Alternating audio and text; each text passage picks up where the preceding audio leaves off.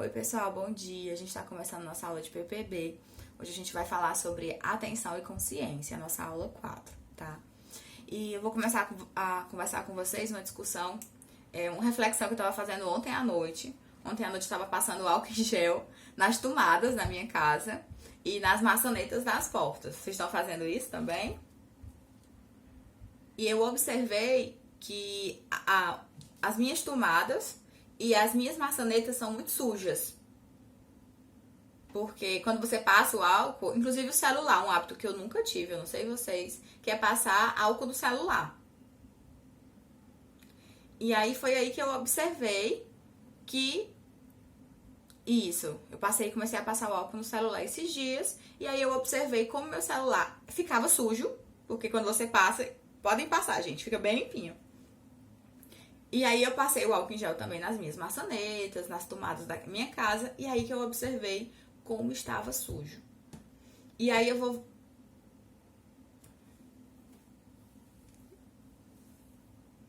Pronto, né? Mas pode dizer que foi sua professora epidemiologista que mandou você passar, viu? Então, gente, e esses locais, né, o celular, as maçanetas, são lugares de contato. A gente tá vendo, tá todo mundo preocupado com o coronavírus, mas na verdade há uma série de outras doenças que são transmitidas via contato. E esses locais são locais de contato público. E a gente não tinha o hábito, né, de limpar esses lugares, de desinfectar esses lugares, tudo bem? E só quando eu precisei, vendo toda esse zum na televisão, na mídia, foi aí que eu percebi que eu nunca liguei para as maçanetas da minha casa, que eu nunca liguei para os interruptores da minha casa. E eu sempre os via. Por quê? Porque todos os dias vocês acendem a luz, não é isso? Todos os dias eu abro a minha porta, não é isso? E por que vocês acham que eu nunca liguei para os interruptores da minha casa? Porque, gente, tava sujo. Sempre esteve sujo. Quem tem rede social deve estar acompanhando que muitos psicólogos, eles ficam falando, né? Gente, criem uma rotina. Gente, não assistam tanta televisão. Por quê, né? Porque eu não sei nos outros canais, mas, por exemplo, a Rede Globo, até porque não pode mais gravar ao vivo, né? Então, a Rede Globo tirou a Ana Maria Braga, tirou esqueci o nome da mulher do William Bonner. Eu nem sei se tirou as novelas da tarde, mas os programas foram retirados e tudo se transformou em jornalismo. Então, é o dia inteiro a mesma coisa. Então, de repente, as pessoas ficam muito ansiosas com aquele excesso de informação. Por quê? Porque a partir de agora, eu tomei consciência do que está acontecendo e isso me faz prestar atenção.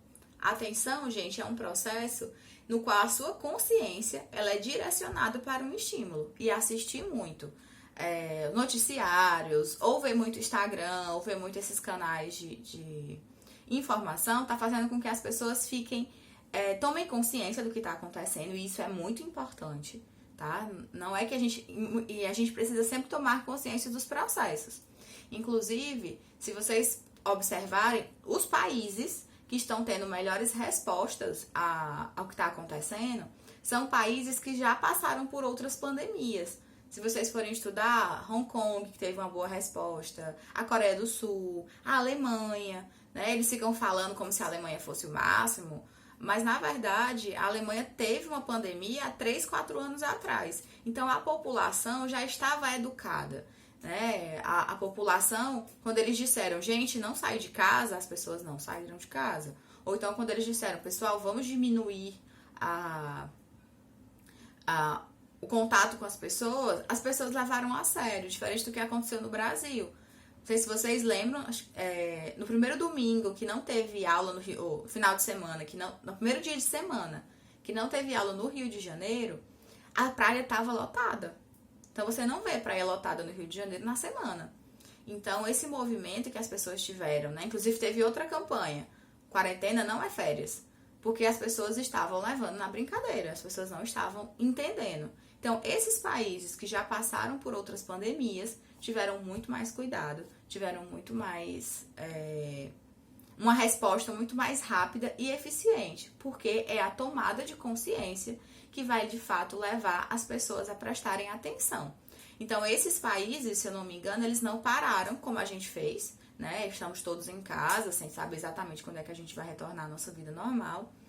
Exatamente porque esse processo de consciência fez e faz com que toda a população tenha uma atenção e os cuidados, né? Esses cuidados básicos de higiene que esse vírus pede.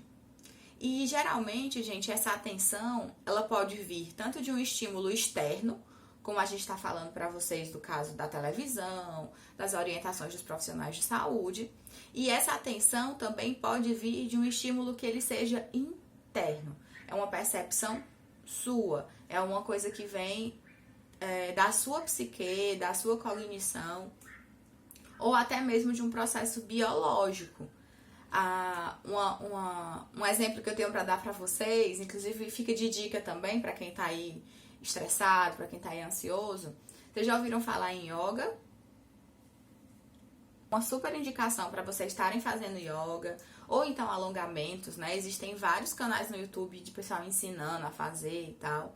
E eu lembro que quando eu comecei a fazer yoga, eu tive uma sensação do tipo, eu nem sabia que essa parte do meu corpo existia, né? A yoga me fez tomar consciência de partes do meu corpo que eu realmente não sabia que existia. Porque como a gente não é estimulado para aquela parte, a gente nem presta atenção. Então, existem estímulos que são internos também, né? Às vezes as pessoas sentem determinadas dores fisiológicas que fazem essas pessoas se atentar para determinadas partes do corpo.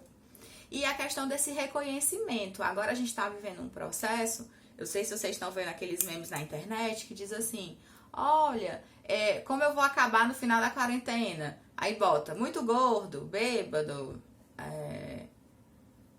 assistindo todas as lives, preguiçoso. Vocês já viram essas brincadeirinhas na internet?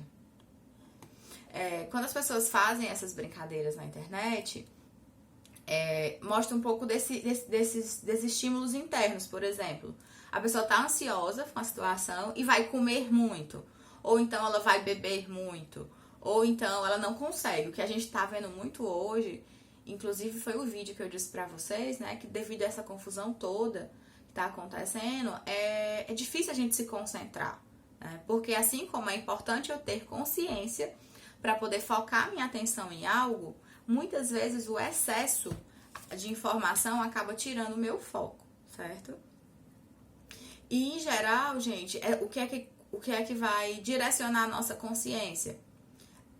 Nosso processo de atenção pode ser uma imagem perceptiva ou pode ser uma imagem representativa, pode ser um afeto ou um pensamento. Aí eu não quero arrumar confusão, mas eu não posso deixar de comentar, por exemplo, algumas pessoas levando a pandemia na brincadeira ou achando que não é tão sério. Oi. Pode. E a gente está falando exatamente desse processo de atenção. Quando eu falo de ser uma imagem perceptiva, porque na aula passada a gente falou de percepção. A percepção, ela vai passar por um processo subjetivo. A nossa colega aqui falou um pouquinho sobre como ela reagiu às notícias do coronavírus, né? Eu vou dizer para vocês que eu tô sofrendo desde janeiro. Eu tenho um doutorado em saúde coletiva, a gente estuda muito epidemiologia, e os epidemiologistas do mundo inteiro já ligaram o alerta desde janeiro. Então, todo mundo da área, inclusive o governo federal, já sabia do que ia acontecer, né? Então, todo mundo foi alertado do que estava acontecendo e todo mundo estava alertado dos riscos. Então, desde janeiro, eu confesso a vocês que eu já estava bem preocupada. E eu lembro muito que eu contava pro meu marido, ele achava que eu tava ficando doida. A minha mãe me pediu desculpas há umas 2 semanas, porque ela disse, minha filha, quando você começou com essa conversa, porque eu já falava, gente, a gente tem que se organizar, a gente precisa, né, comprar comida. Eu fiz um supermercado mais de uma semana antes deles dizerem pra gente ficar em casa. Eu já tinha me planejado, né, feito as coisas que eu tinha que fazer, e ficava todo mundo achando que eu era doida. E isso é um pouco da imagem de perceptiva, porque se ninguém no mundo tá falando nisso, você vê vagamente uma coisa no jornal e tem alguém da sua família que tá toda preocupada, a percepção é muito mais fácil eu achar que a pessoa da minha casa que tá ficando doida do que eu achar que de fato isso essa proporção que a gente tá imaginando. Então eu tô dando um exemplo pra vocês de uma imagem perceptiva. Aí agora eu vou dar um exemplo de uma imagem representativa. Vocês viram o Papa? O Papa fez aquela imagem é muito forte, né? De quando ele vai fazer uma missa. Eu não sei explicar aquela missa que ele rezou lá naquele dia, mas ele faz uma missa num lugar público, que geralmente tem milhões não sei se são milhares de pessoas, né? Não deve ser milhões, não. Milhares de pessoas, e ele faz aquilo ali vazio. Muitas pessoas, desculpa, só tomaram consciência da proporção daquilo quando viram o Papa sozinho, num lugar que geralmente é lotado. Mesmo quando o Vaticano fecha, né, inclusive a Itália é um dos países mais devastados pelo que está acontecendo, as pessoas ainda não tomaram consciência. E quando elas veem aquela imagem, que é uma imagem muito forte, de um Papa que é muito querido, sozinho, aquilo representa alguma coisa, né? Aquilo diz alguma coisa. Inclusive, a maioria dos memes que a gente vê na internet é do tipo, fecharam a Disney, fecharam a Fórmula 1, fecharam as Olimpíadas. Mas mesmo assim, não tem tanta força, porque se eu não sou fã de Fórmula 1, Fórmula 1 não significa nada pra mim. Se eu não sou fã nunca fui na Disney, a maioria de nós nunca foi na Disney, eu também nem ligo pra Disney. Então, aquela imagem, ela se torna representativa para muitas pessoas, em especial no Brasil, porque nós ainda somos um país muito católico ou então muito cristão. Então, aquela imagem acabou sendo muito representativa e muito forte. E eu acho que a partir daí, muitas pessoas passaram a prestar um pouco mais de atenção no que estava acontecendo. Em relação ao afeto, né? Por que algumas pessoas... Lembrando que afeto é aquilo que nos afeta. Não necessariamente é uma coisa positiva, não necessariamente é uma coisa boa. Então, você ter aquilo... a nossa atenção, ela passa a ser voltada, ela passa a ser... digamos assim, manipulada quando a gente tá... Quando é algo que mexe com a gente. Provavelmente, esse movimento de pandemia tá afetando todo mundo porque está mexendo com a gente. Acredito eu que muitos de vocês nem sabem que há 3 anos atrás a gente teve uma pandemia horrível na Alemanha, que morreu muita gente na Alemanha, porque não mexeu com a gente. Então isso, se foi noticiado na Globo, eu nem lembro. Então, muito provavelmente, esse movimento está afetando muito a gente porque está mexendo diretamente com a gente. E a outra questão é a questão do pensamento. A gente vai ter uma aula só para falar da construção do pensamento. Lembrando que o nosso pensamento ele é construído, né, a partir de todos esses processos, dos processos psicológicos básicos. Lembrando a vocês que todos os processos psicológicos básicos a gente está dividindo em aulas, mas de fato eles são interligados, né? De fato, a construção do pensamento... que geralmente o pensamento é aquilo que a gente comunica para os outros, é a forma como a gente expressa aquilo que a gente está desenvolvendo, não deixa de ser uma somatória de várias outras PPBs, tá bom? Vamos em frente? Alguma dúvida? Então agora a gente vai falar um pouquinho de atenção, de como do foco, né? Eu acho que agora, não só agora do que está acontecendo, mas o foco é uma questão que faz muito sucesso. A maioria das pessoas saudáveis, a maioria das pessoas organizadas intelectualmente, digamos assim, elas se queixam muito da falta de foco. Inclusive, a maior parte acho que eu comentei em aula com vocês sobre os últimos 3 anos, quais foram os livros mais vendidos. 2018, a maioria dos livros falava sobre foco, sobre atenção, mindset, né? Então, assim, as pessoas estão muito em busca desse foco perdido. Por que vocês acham que a gente anda tão sem foco? Eu falei eu fiz uma enquete com os alunos aqui ao vivo e eu perguntei para eles por que a sociedade atual anda sofrendo tanto com a falta de foco. Aí vocês falaram porque existe um excesso de estímulo, porque existe uma desorganização em relação a tudo que eu tenho que fazer e também existe uma exigência que eu tenho um desempenho enorme. Aí quando eu perguntei pra vocês, porque apesar de estarmos em casa, quem tá trabalhando em casa tá com a sensação de que tá trabalhando mais, embora haja uma economia, né, de tempo de deslocamento, haja uma economia você não precisa se arrumar tanto, foi um exemplo que eu dei. E aí vocês falaram o porquê dessa sensação de que a gente está trabalhando mais. Primeiro porque a gente não para de trabalhar. Então vocês estão falando da questão do estímulo. Então, em casa você tem vários outros estímulos. Outra coisa, são vários estímulos. Vocês falaram da questão da organização em relação a por que a gente anda tão precisando de foco. E alguém falou que no tempo que você geralmente estava se arrumando, estava indo se transportar, agora você está trabalhando. Então, esse tempo foi preenchido pelaquela necessidade de foco, pelaquela necessidade de desempenho. Então, é esse movimento para a gente observar como o fato de nós não estarmos presencialmente aumentou as exigências em relação ao que nós estamos fazendo, aumentou o controle em cima do que a gente está fazendo. E aí o nosso amigo sociólogo trouxe essa questão do desempenho, né? Inclusive, eu esqueci o nome do autor. Como é o nome do autor, Emanuel?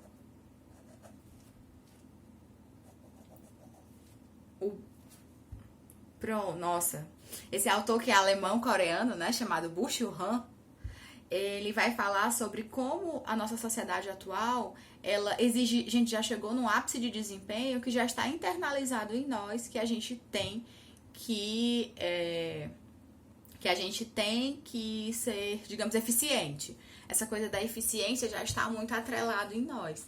Então isso faz com que, apesar de nós sermos uma sociedade muito focada, né, lutando aí contra o excesso de estímulos, e provavelmente esse excesso de estímulos vem, né, desse excesso de pessoas focadas, coisas que eu imaginei, por exemplo, que iam diminuir muito com a pandemia, como as propagandas. Eu fiquei, gente, como é que alguém vai fazer propaganda agora? Porque já tá tudo fechado. E as empresas estão fazendo propaganda, né, direto, e então isso faz com que a gente reflita. Ninguém tá parado. Apesar de estar todo mundo parado, ninguém parou. E isso é importante, essa reflexão é importante para a gente estar discutindo como essa questão do foco, essa exigência de se ter foco, essa exigência de se ter performance, ela é pesada sobre nós. E como ela vai mudar a forma como a gente enxerga os processos. E aí vai entrar na questão da senso-percepção. A forma como a gente percebe os movimentos, a forma como a gente percebe as coisas, elas estão sim relacionadas à atenção. E lembrando que a nossa atenção, ela está diretamente ligada aos nossos processos de memória. Memória é a minha aula favorita. Tem um autor que ele vai dizer que nós somos aquilo que lembramos. Então, a nossa constituição, a nossa identidade é construída a partir desses processos de memória, daquilo que a gente consegue lembrar. Por isso, a atenção, ela se torna tão importante, porque é a atenção que vai dirigir, né? Vamos pensar que a atenção é um motorista. É ela que vai dirigir os nossos processos de consciência, né? É ela que vai decidir o que é que a gente se importa e o que é que a gente não importa. Então, obviamente que o que vai ajudar nesses processos de atenção, né? Quais são os elementos? Por que para determinadas coisas eu foco muito e para outras não? Isso diz respeito, em geral, a dois elementos muito importantes, que é a vontade e que é o foco. Porque, aí eu vou voltar à história que eu falei no comecinho. Como eu sou epidemiologista, como eu estudei muito doenças, pandemias, epidemias na minha vida, quando começou esse negócio em janeiro, eu já estava muito preocupada. Outras pessoas, aí eu vou dar o exemplo do meu marido. Meu marido é engenheiro, nunca estudou isso na vida, nunca nem ouviu falar. Eu lembro que eu fui mostrar pra ele a história da gripe espanhola. Ele ficou horrorizado, porque nunca ouviu falar nisso. Então, pra ele, foi muito mais difícil, porque ele não tem nenhum tipo de relacionamento com esse tipo de coisa.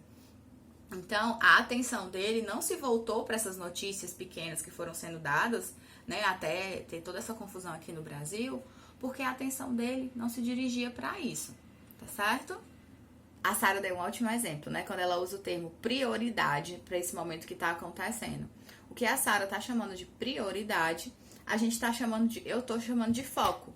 É exatamente esse olhar direcionado para aquilo, essa importância que a gente dá para aquilo. Então, aquilo vai ganhar um certo destaque na nossa vida E, obviamente, a gente vai dar mais atenção. A gente dando mais atenção, ela é um processo que entra muito mais no nosso consciente. A nossa senso-percepção acaba se tornando mais aguçada. Por esse motivo, ele vai ser mais fixado na nossa memória. E por conta disso, a gente vai desenvolver intelectualmente muito mais esse assunto. Vocês estão entendendo como está encadeado uma coisa na outra? É só relembrar, é só complementar o que eu já estava falando, né? Que a atenção e a consciência, elas são funções psíquicas muito próximas. E elas estão diretamente conectadas, acho que eu já falei bastante isso, né? Mas elas são coisas diferentes, tá certo? É muito importante lembrar que se há lucidez de consciência, se não há lucidez de consciência, a atenção ela pode não funcionar adequadamente. Inclusive, eu acho que eu tô devendo um vídeo do Mini Mental pra vocês, né?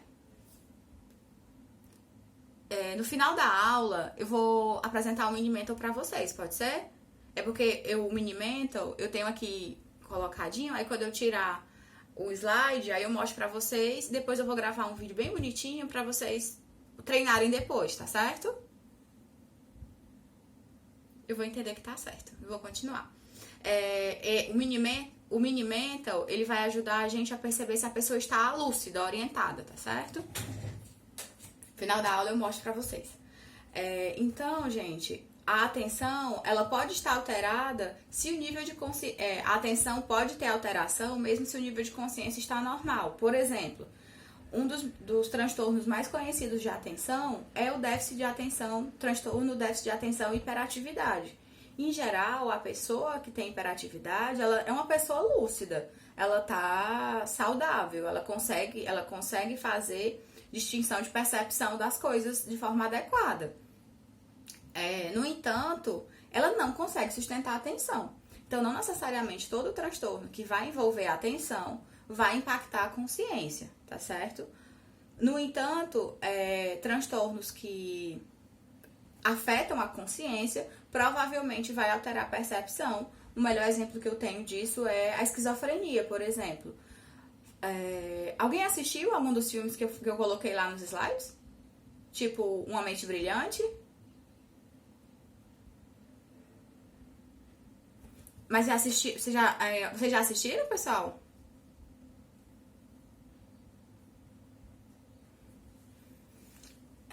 Eu vou ver se eu acho outros filmes. Vou anotar aqui, vou mandar pra vocês. Filmes que falam de alteração de percepção.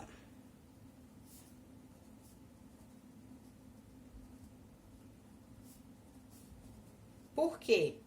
Porque vocês vão entender um pouquinho desse processo. Nesse filme, é um filme muito legal, era um filme bem antigo, né?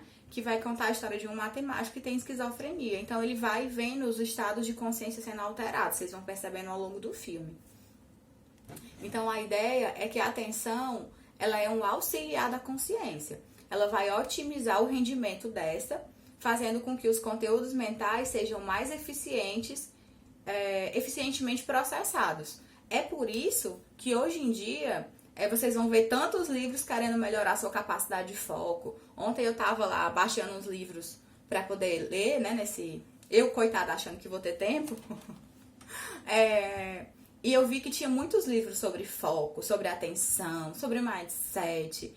É por isso que tanta gente está se voltando para esses processos, porque a atenção, ela é essencial, o foco ela é essencial para essa produtividade, né, que a gente já comentou, para essa necessidade de desempenho que a sociedade atual pede tanto.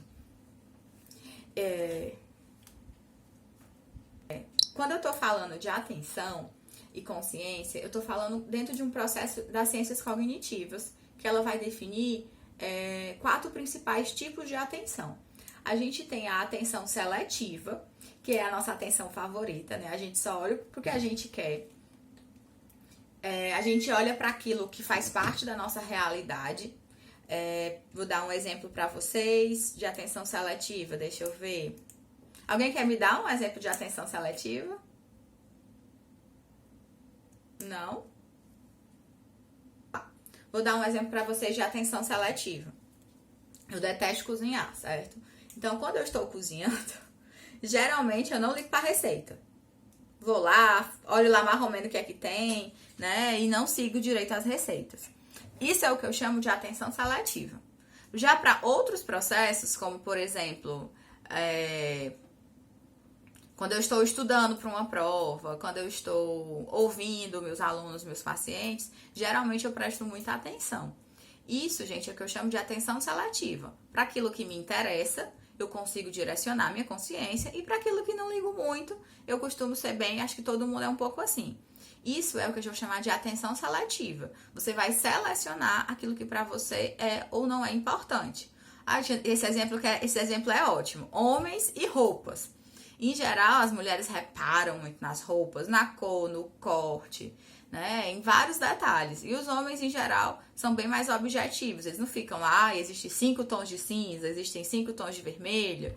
Em geral, eles não prestam atenção nesses detalhes. Esse é um bom exemplo de atenção seletiva, tá? Um outro processo é o processo de vigilância. Quando eu falo de vigilância, é aquela atenção que ela se sustenta, né? Inclusive, essas pessoas, pessoas que trabalham, por exemplo, com segurança, policiais, pessoas que trabalham com crianças pequenas, por exemplo, professores de educação infantil, eles têm que ser muito vigilantes, né? Porque as crianças, elas, sei lá, a criança é aquele... eles podem sair correndo, enfim. Então, a pessoa tem que ser vigilante. Ela precisa sustentar a atenção durante muito tempo numa determinada coisa. Eu, como sou professora de adulto, eu não preciso ficar me preocupando se vocês, por exemplo, vão se cortar comendo uma maçã, se vocês vão se machucar, se vocês conseguem ir no banheiro sozinho. Isso faz com que eu não precise ser tão vigilante. Já um professor de educação infantil precisa ser muito vigilante, porque todos esses detalhes vão fazer diferença no seu trabalho, certo? Um outro tipo de um outro tipo de atenção é a detecção de sinal. A pessoa não precisa sustentar a atenção durante muito tempo, mas essas pessoas precisam estar muito atentas a detalhes. Eu vi um movimento na internet do pessoal que trabalha com... quem trabalha com avião, por exemplo. Não sei se vocês sabem, mas tem uma profissão em que um pessoal fica... Gente, deve ser super angustiante. Você fica olhando o radar e você precisa assegurar de que os aviões não vão bater uns nos outros. Isso é uma profissão. Acabei de esqueci o nome. Mas é uma profissão. Pronto, controlador de voo. Então, essas pessoas precisam estar muito atentas a sinais. Por quê? Porque ele não tem muito tempo de modificar a rota. Uma outra coisa que ele tem que estar muito atento a sinais, por exemplo, se vai ficar perigoso ter aqueles raios, trovões, coisas que podem fazer mal ao avião. Então, controladores de voo, eles têm que estar muito atentos a sinais. Né? Então, assim, realmente é uma profissão muito estressante. Tem até um filme com o John Cusack, que eu acabei de esquecer o nome. Outro eu nunca soube do nome, mas é um filme bem legal que vai mostrar a vida dos controladores de voo, porque é muito tenso, é muito estressante. Então, profissões como essa requer um nível de detecção de sinal enorme. Um outro tipo de atenção é a sondagem, né? Eu lembrei agora do pessoal que vê exame de imagem, por exemplo. Psicólogo, gente, tem que ter um nível de sondagem muito boa. Por quê? Porque a nossa atenção... ela precisa ser, digamos assim, a gente tem que sair olhando tudo. Tem um vídeo meu, que tá até no Instagram, nem tá no YouTube, que eu tô mostrando um jogo, e eu mostro nesse jogo todas as possibilidades de coisas que a gente tem que prestar atenção, que tem que avaliar quando tá jogando com a criança. Então, além de eu estar jogando com a criança, eu tenho que observar todos aqueles sinais e ainda consigo desdobrar outras coisas à medida que a criança vai me mostrando. Então, o psicólogo, ele tem que ter um nível de sondagem muito bacana. Inclusive, Emanuel, eu lembrei de você. Ontem, gente, foi o dia do psicodrama, que é a minha abordagem. 1º de abril, dia da mentira. Não é à toa, né? A Moreno, que fundou o psicodrama, ele trabalhava muito com teatro, então ele gostava muito dessas brincadeiras.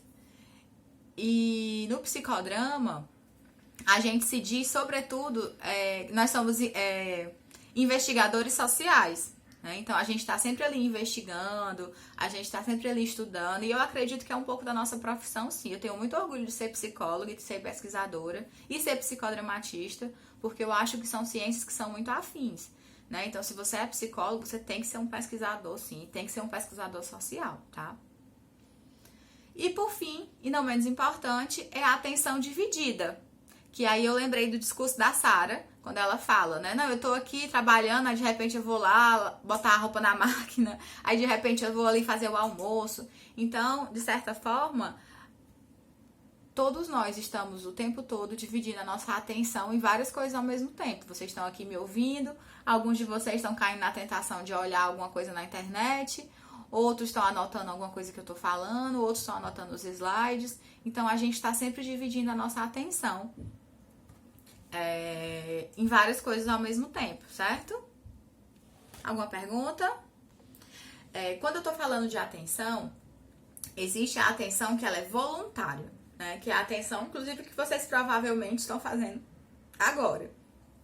Que é uma atenção em que há um esforço consciente. Não, eu quero prestar atenção na aula, eu quero estar aqui, para que você consiga, de fato, observar e direcionar a sua atenção, nesse momento agora, para a questão da aula. Existe também a atenção que ela é espontânea, né? Que geralmente ela é passiva ou involuntária. Eu gosto muito desse exemplo de música. Não é incomum, por exemplo, eu estar num ambiente que tem música, eu consegui ouvir a letra da música e alguém que está comigo não conseguiu ouvir a letra da música. Isso é o que eu chamo de uma atenção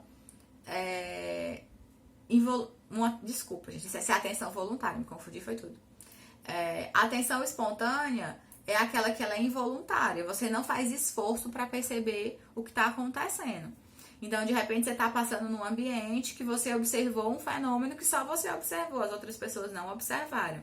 Ela é involuntária, geralmente ela é uma ação automática que ela é direcionada por alguma motivação que é muito interna sua, né? Então, assim, talvez só você vai observar aquele fenômeno porque você gosta daquilo, porque aquilo é uma coisa que mexe com você. Então, essa atenção involuntária, essa atenção espontânea, ela diz muito mais sobre você do que a atenção voluntária, certo? Alguma dúvida?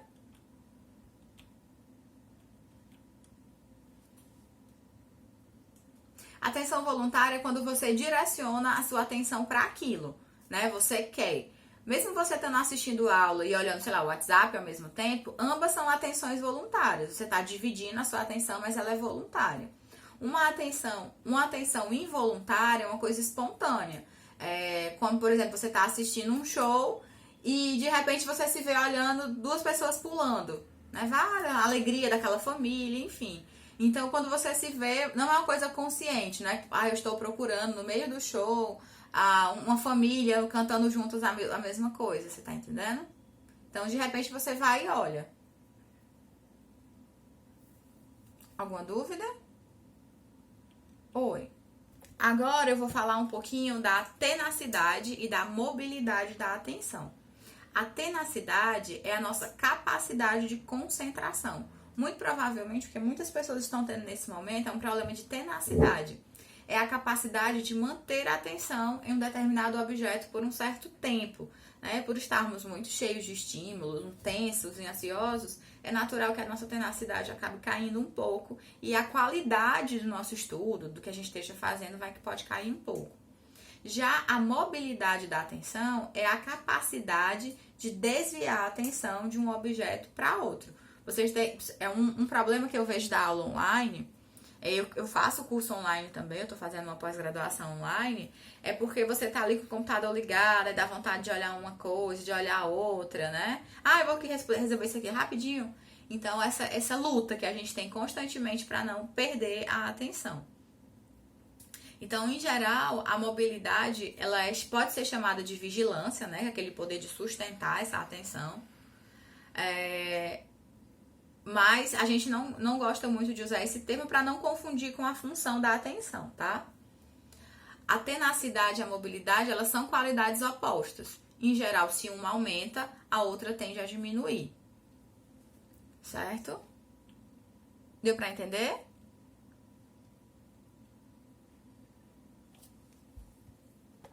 Então, vamos lá. Por que eu falei isso para vocês, né? De mobilidade e de tenacidade? Porque existem, a gente vai entrar agora nas doenças, né? Nos transtornos que podem estar afetando a atenção, certo? Um dos transtornos que podem estar afetando a atenção é a hipoprosexia. Ela consiste numa diminuição global da atenção e ela vai afetar tanto a tenacidade, que é a capacidade de sustentar a atenção, como ela vai afetar a mobilidade, que é a capacidade de desviar a sua atenção. Então, realmente é um processo vai mudar muito a qualidade da atenção desses sujeitos. Em geral, ela vai afetar principalmente a parte de você se esforçar para se concentrar. No qual você começa a ter muita dificuldade em filtrar as estimulações. Fisiologicamente, a pessoa acaba ficando muito fadigada, ela fica muito tediosa, ela fica muito sonolenta, né? Ela não consegue se concentrar em nada. Quando a gente não se concentra em nada, quando a gente não consegue prestar atenção nas coisas, isso vai gerar uma apatia, uma falta de interesse. Você vai ver isso, né, em pessoas com depressão, em pessoas com esquizofrenia, em pessoas com algum tipo de demência. Exatamente porque em casos mais não tão comuns, você vai ver isso nos quadros de delírio sem psicose. O que é um quadro de delírio sem psicose? É quando a pessoa não tem psicose, mas por algum motivo ela delira. Pode ser por desidratação, pode ser por algum tipo de medicação, pode ser por alguma outra condição biológica, tipo fumou maconha, você tá entendendo? Ou então, essa falta de atenção também pode estar relacionada a algum déficit cognitivo. Pessoas que têm retardos mentais, por exemplo, né, ou deficiência intelectual, alguns tipos de autismo, elas também podem apresentar essas características, certo? Alguma dúvida? Pois pode perguntar. Que eu não falei que é muito importante. Gente, a atenção, ela não é uma coisa natural. Ela não é uma coisa inata. A atenção é um fenômeno psicológico desenvolvido. Geralmente nessa aula eu vou contar essa história. Falando em pandemia, eu vou falar de outra tragédia, que é o 11 de setembro. Muitos de vocês que nem estavam vivos no 11 de setembro. Mas no 11 de setembro eu era criança. E eu adorava assistir um desenho animado chamado Sakura. Sakura é um desenho animado japonês. Eu lembro que eram os últimos episódios. E eu lembro que eu liguei a televisão. Sakura. Então, quando eu era criança, eu lembro que eu liguei a televisão e vi, pra assistir a Sakura, eu assisti ao vivo o segundo avião bater na Torre Gêmea. Eu lembro muito que eu falei assim, ave mãe, que piloto burro, um negócio desse tamanho. E o homem não viu, ainda bateu. E por que eu gosto de contar essa história? Porque, pra lembrar pra você, eu lembro que eu fiquei puta, porque eu tava doida pra assistir os últimos episódios de Sakura, e tinha um piloto burro que tacou um avião daquele tamanho. Pra mostrar pra vocês como quando eu era criança, a gente tinha rotinas.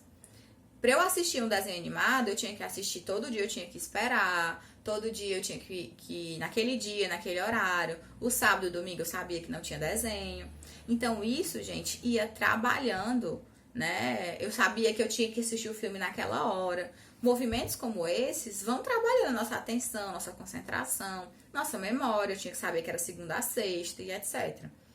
Isso é para explicar para vocês que a atenção não é um processo natural, ele precisa ser trabalhado, ele precisa ser desenvolvido. Atenção, foco, memória, concentração, isso são coisas que precisam ser trabalhados. E muito do que a gente está vivendo hoje são movimentos que são para tirar a nossa atenção. Você está no celular e você tem 5, 6 aplicativos rodando ao mesmo tempo. Vocês não ficam recebendo, né, na caixa de entrada do celular de vocês, tem 4, 5, 6 aplicativos mandando mensagem, esse tipo de coisa. Então, são movimentos que, em geral, fazem com que a gente se disperse. Por isso que é muito importante a gente continuar trabalhando a nossa atenção. Mas, em geral, esses movimentos aqui, acho que com exceção do retardo mental, que a pessoa nasce com isso, então ela vai ter muito mais dificuldade em se concentrar, em ter atenção. É preciso ser feito, né, um movimento, um tratamento, um movimento muito maior para que essa criança possa desenvolver esse sinal. A hipoprosexia, na verdade, ela é uma coisa que você vai adquirir por conta de uma patologia, certo? Aí agora eu vou...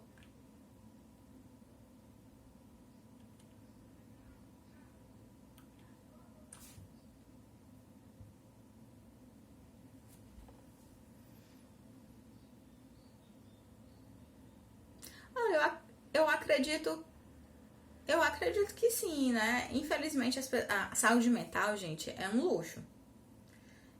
Então, assim, poucas pessoas têm acesso real a tratamentos, poucas pessoas têm acesso real, né, a um diagnóstico bem elaborado. Só para vocês terem ideia, eu trabalho na clínica privada. O mais comum é os pais procurarem um neurologista, um psiquiatra. Eles chegam para mim com um diagnóstico já, num papelzinho, um diagnóstico bem vago. Ah, tem o F tal, tem o CID tal e não sei o quê. Que geralmente é uma coisa bem ampla. E geralmente quando eu pergunto quantas sessões foi feita, né, para esse diagnóstico, os pais falam uma sessão de 30 minutos, sessão de 40 minutos, já ouvi sessão de 15 minutos. Então, assim, infelizmente, a saúde mental, né, eu tô falando no Brasil, mas eu não sei se em outros lugares do mundo é muito diferente, ainda é um luxo. É muito caro você ter um diagnóstico preciso, né? É muito complicado. Então, muitas vezes, às vezes você fala assim, não, o fulano tem TDAH. Será mesmo que ele tem TDAH? Será que o problema dele não é só hipoprosexia e ele não foi diagnosticado da forma correta, não foi tratado da forma correta? Você tá entendendo? Mais alguma dúvida? O que eu vou falar pra vocês é a prosexia. A prosexia já é quando há uma abolição da atenção, né? Geralmente isso ocorre em todo mundo, é um processo normal. Por exemplo, para você dormir, você precisa não estar atento a nada. Se você ficar atento ali às horas do ar-condicionado, às horas da água caindo, você não consegue relaxar. Não, no sonambulismo eu acho que não. Você tem sim, porque o sonâmbulo...